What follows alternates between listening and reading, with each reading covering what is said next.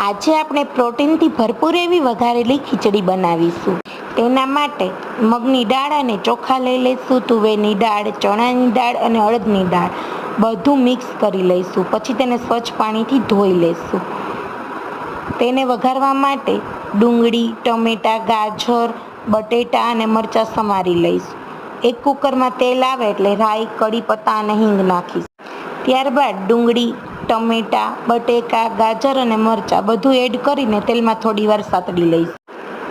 ત્યારબાદ હળદર, ધાણા જીરું પાવડર, લાલ મરચું બધા મસાલા મિક્સ કરીને થોડી વાર હલાવી લઈશું. પછી તેમાં પાણી એડ કરી દઈશું.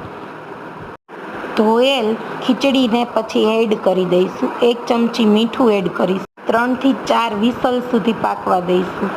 પછી લેમન જ્યુસ અને કોરિએન્ડર નાખીને સર્વ કરીશું. આવી અવનવી રેસીપી જોવા માટે અમારી ચેનલને સબસ્ક્રાઈબ કરો, લાઈક કરો, શેર